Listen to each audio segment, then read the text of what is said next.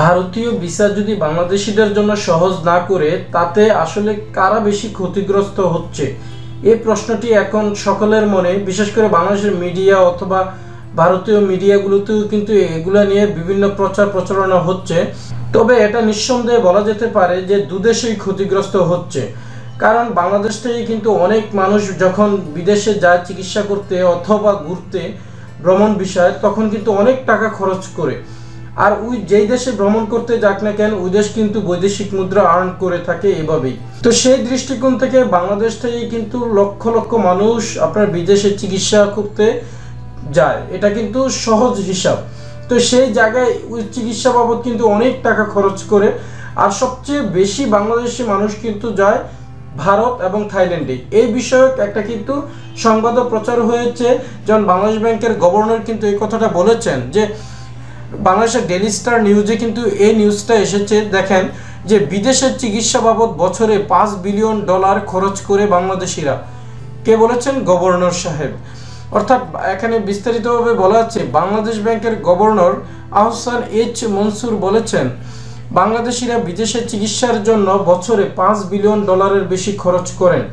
উন্নত স্বাস্থ্যসেবা ব্যবস্থার কারণে বাংলাদেশিদের প্রাথমিক গন্তব্য ভারত ও থাইল্যান্ড।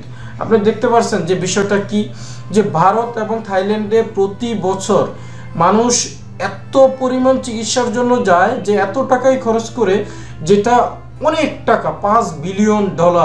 তো সেই দৃষ্টিকোণ থেকে এটা বলা যায় যে ভারতের যেই চিকিৎসা ক্ষেত্র সেটা উন্নত, এটা নিঃসন্দেহে বলা যায় যে বাংলাদেশের চেয়ে অনেক উন্নত। তাই জন্যই ওনারা কিন্তু, অর্থাৎ বাংলাদেশের মানুষ চিকিৎসার জন্য ভারতে যায়। এখন ভারতের যে হসপিটালগুলোতে চিকিৎসার জন্য যায় সেখানে তো অনেক টাকা খরচ করতে হয়, তাই না?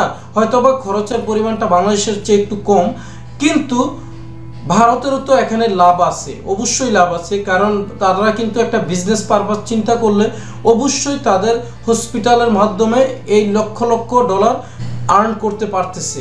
এটা কিন্তু সহজ হিসাব, এটা থাইল্যান্ডের ক্ষেত্রেও। তো সেই দৃষ্টিকোণ থেকে এটা বলা যায় যে বাংলাদেশের মানুষ যখন বিদেশে চিকিৎসা বাবদ খরচ করে, সেটা কিন্তু বিদেশের ওই লাভ, অর্থাৎ যে দেশে চিকিৎসা করতে যায়।